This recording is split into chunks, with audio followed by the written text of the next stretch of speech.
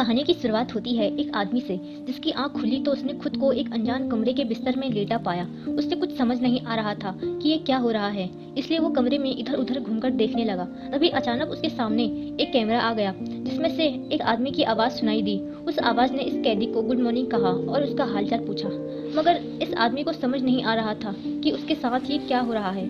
उसे अपनी ज़िंदगी के बारे में कुछ भी याद नहीं था। उसे सिर्फ इतना याद था कि किसी ने उसके सर पर पीछे से जोरदार वार किया था। खैर, फिर कैमरे से आ रही आवाज़ ने उससे उसका नाम पूछा तो कैदी ने कहा कि उसका नाम फ्रैंक है। फिर आवाज़ ने जवाब दिया, मेरा नाम हॉवर्ड है और मुझे तुम्हारी ज़रूरतों का ख्याल रखने के लिए बनाया गया है। तब फ्रैंक को याद आया कि उसे गिरफ्तार किया गया था, मगर वह जानता था कि उसने कोई जुर्म नहीं किया। तब हॉवर्ड ने उसे सलाह दी कि उसे थोड़ा टहलकर अपना दिमाग शांत कर लेना चाहिए। यह सुनकर फ्रैंक अंदर ही अंदर खुश हो गया, क्योंकि उसे लगा कि इसी बहाने से यहाँ से भाग जाऊंगा।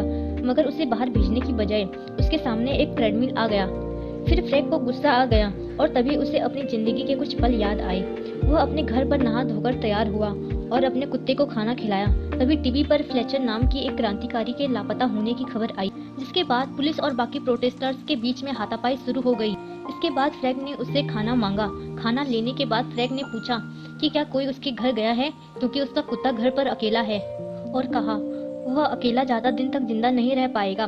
मगर हॉवर्ड ने एक बार फिर से कह दिया कि मैं इसमें तुम्हारी कोई मदद नहीं कर सकता। अब फ्रैंक को गुस्सा आ गया और उसने चिल्लाकर कैमरे को मुक्का दे मारा। तब हॉवर्ड ने कैमरा हटा दिया और अचानक कमरे की रोशनी चली गई।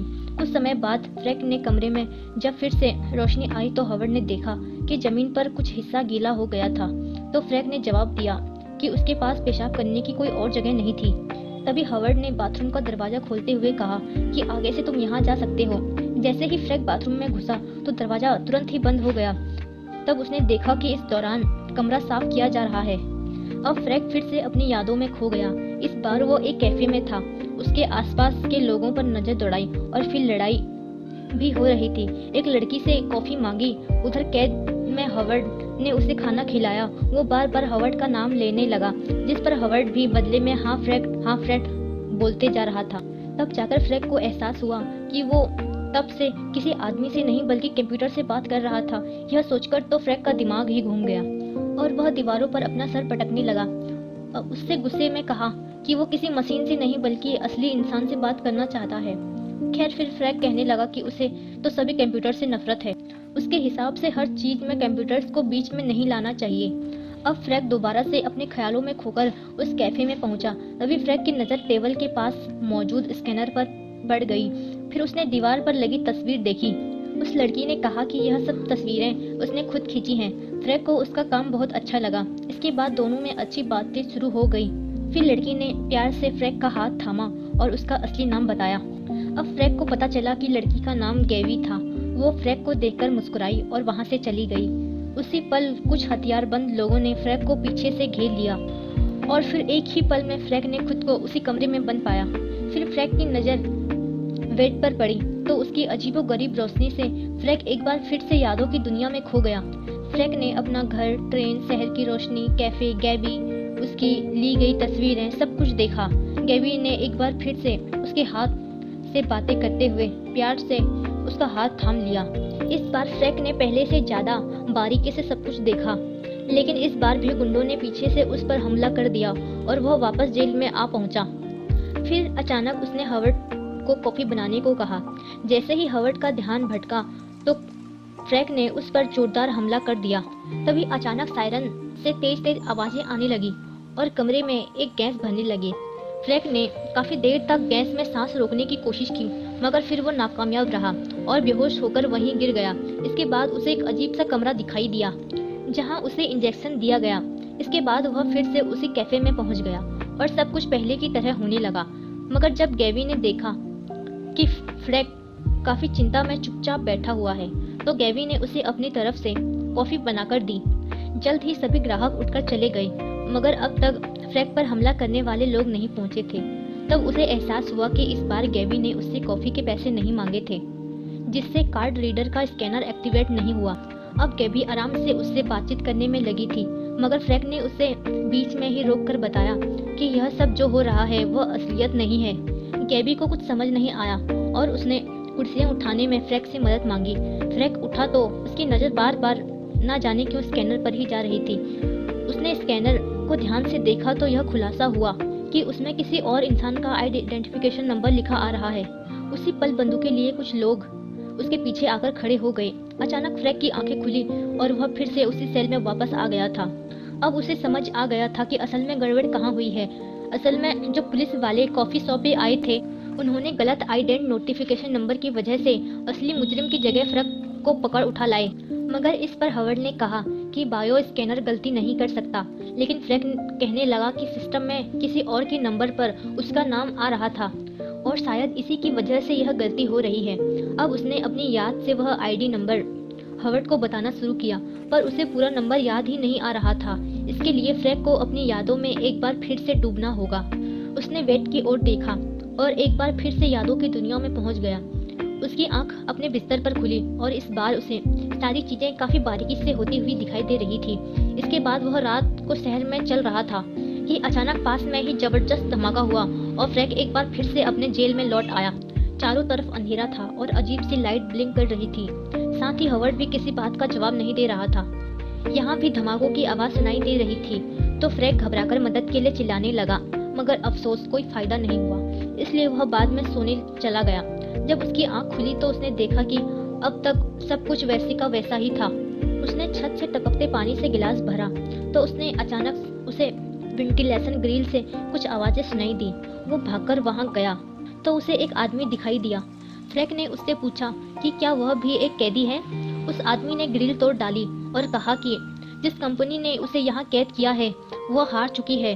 यह वर्ल्डेस बिल्डर्स छोड़कर भाग गए हैं और यहाँ का इलेक्ट्रॉनिक नेटवर्क पूरी तरह ठप हो चुका है। उस कैदी ने फ्रैंक को बताया कि कैसे वेट की लाइट्स की मदद से इंसानों को सम्मोहित करके यह कंपनी उनके दिमाग की यादों को चुरा रही थी। वो कैदियों के दिमाग में घुसकर धोखे से खुफिया जानकारी हासिल करते हैं, लेकिन जल्द ही उसे दूसरी कैदी का कैमरा गैस से भरने लगा। फ्रैंक ने उसे आवाज दी पर तब तक बहुत देर हो चुकी थी। बाद में फ्रैंक की आंख खुली तो उसने देखा कि कमरे की सभी चीजें पहले की तरह अपनी अपनी जगह पर थीं। एक बार फिर से वह उसी यादों में खो गया जब वह गैबी के साथ कैफे में था। गैबी ने उसका नाम पुकारा तो फ्रैंक ने उससे पूछा कि क्या वह थोड़ी देर यूं ही यहाँ बैठ सकता है।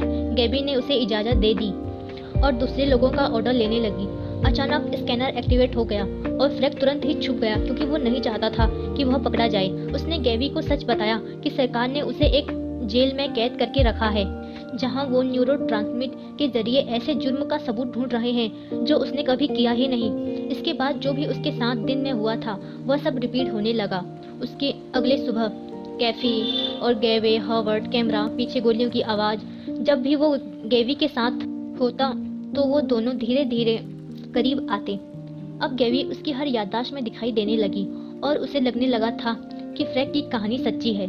इसके बाद जब वह अगली सुबह यादों में था और पुलिस और उसे गिरफ्तार करने आई तो फ्रैंक और गैवी ने मिलकर उन पर हमला कर दिया। फ्रैंक ने उनसे सवाल जवाब किए पर तभी उसे एहसास हुआ कि यह सब उसके दिमाग में हो रहा है। फ्रैंक ने ये बात गैवी को बताने की कोशिश की और गैवी ने उसे शांत किया और वादा किया कि वह मिलकर सब ठीक कर लेंगे। अब फ्रैंक वापस जेल में पहुंचा और हवर्ड से बात की।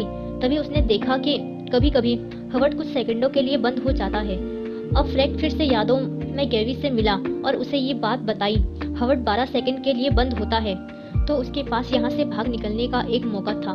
फ्रैंक ने गैवी को बताया कि वो आज ही अपने भागने के प्लान को अंजाम देगा। अब गैवी से जुदा होने का वक्त आ गया था क्योंकि जेल से भागने का बाद वो कभी गैवी से दोबारा नहीं मिल पाएगा। हालांकि गैवी सिर्फ उसकी यादों की पैदाइश थी, पर फिर भी उसे दूर जाते हुए फ्रैंक को बुरा लग रहा था। उसने गैवी से वादा किया कि वो असल जिंदगी में गैवी को जरूर ढूंढ निकालेगा। फिर गैवी ने उससे पैसे लेकर उसका ऑर्डर लिया। तभी स्कैनर एक्टिवेट हो गया और फ्रैंक ने गैवी को चूम लिया। अचानक बंदूकें लिए वहाँ पुलिस आ गई और गोली चलते ही फ्रैंक जेल में वापस आ गया। हवर्ड ने फिर से उससे बातें करना शुरू कर दिया तो फ्रैंक ने उससे कॉफी मांगी। फिर फ्रैंक ने बाथरूम का दरवाजा खुलवाया और दरवाजे पर ही खड़ा हो गया। जैसे ही हवर्ड 12 सेकंड के लिए बंद हुआ तो फ्रैंक ने फटाफट कैमरे पर एक बैग डाल दिया और टॉयलेट से एक लोहे की पाइप निकाल ली। हवर्ड फिर से चालू हुआ और तभी कैमरे की सफाई करने वाला रोबोट आ गया। फ्रैंक ने तुरंत ही उस पर हमला करके उसे तोड़ डाला और भागकर हॉल में आ गया। इसके बाद फ्रैंक ने अंडरग्राउंड बंकर का ढक्कन खोला और आखिरकार वहां से बाहर निकल आया। उसने देखा कि वह एक रेगिस्तान में था और पहले वह भागने लगा पहाड़ों की तरफ। चलते चलते वो एक गैस स्टेशन तक आ पहुंचा और पानी की बोतल निकालकर पीने लगा। तभी अचानक उसे गैवी के कैफे की तस्वीर दिखाई दी। उसके हाथ से बोतल छूट गई और वह एक बार फिर से जेल में आ पहुंचा। तब उसे एहसास हुआ कि उसके भागने का प्लान सिर्फ एक भ्रम था। उसे बहुत गुस्सा आया और कहने लगा कि अब उसे वो कुछ खाएगा पिएगा नहीं। अब हवर्ड को उसे बाहर भेजना ही होगा, वरना वह यहीं भूखे प्यासे मर जाएगा। जिसका मतलब यही होगा कि हवर्ड उसे जिंदा रखने का टास्क पूरा नहीं कर पाया। आखिरकार फ्रैंक को सब याद आ ही गया। उसे याद आया कि उसे यहाँ क्यों लाया गया है। असल में फ्रैंक मशीन्स के खिलाफ विरोध करने वाली अलायंस का मेंबर था। उसने इस सिस्टम को तबाह करने का एक वायरस बनाया था और इस वायरस की फ्लैश ड्राइव उसके पास थी। लेकिन जब उसे पकड़ा गया तो फ्रैंक अपने दिमाग की गहराइयां बंद करने में कामयाब रहा, जिससे कंपनी सच की तरफ पहुंच ही नहीं सकी। अब हवर्ड का काम था फ्रैंक को जिंदा रखना और इसके लिए उसे दरवाजा खोलना ही होगा, मगर हवर्ड ने इनकार कर दिया। अब फ्रैंक अलग अलग तरीकों से हवर्ड को धमकियां देने लगा। तभी अचानक कमरे का दरवाजा खुल गया क्योंकि हवर्ड फ्रैंक की धमकियों से डर गया था। इसके बाद फ्रैंक हॉल में गया और एक कमरे में उसे एक रिमोट कंट्रोल मिला। वहाँ कोई भी नहीं था। फिर फ्रैंक ने हवर्ड से बातें करते हुए हवर्ड का शुक्रिया अदा किया और हमेशा के लिए अलविदा कहा। इसके बाद फ्रैंक बाहर आकर बर्फीली चट्टान से होते हुए आगे बढ़ गया। उसने देखा कि यह हूबहू गैवी की तस्वीरों वाली जगह है। वो हताश होकर नीचे बैठ गया क्योंकि उसे लग रहा था कि शायद यह भी कोई उसका भ्रम है। और तभी उसे कुछ असली इंसानों ने देख लिया। आखिरकार उसे घर पहुंचा दिया गया और टीवी पर खबर आई कि उस सेंटर से जिंदा बचकर निकलने वाला फ्रैंक पहला इंसान है। यह जेल मिलिट्री ने 2 साल पहले ही छोड़ दी थी और वहाँ का सिस्टम विंड मिल्स एनर्जी से चल रहा था। वहाँ मौजूद बाकी 300 कैदियों में से कोई नहीं बच पाया। आखिरकार फ्रैंक असल जिंदगी में लौट आया था। फिर वह उसी कैफे में पहुंचा जहां गैबी काम करती थी। उसने कॉफी लेकर गैबी को थैंक्स कहा, पर उस लड़की ने कहा कि मेरा नाम गैबी नहीं मैडलीन है। चलो नाम जो भी हो, हमारा हीरो पटा ही लेगा। मिलते हैं मेरी अगली वीडियो में। और दोस्तों कैसी लगी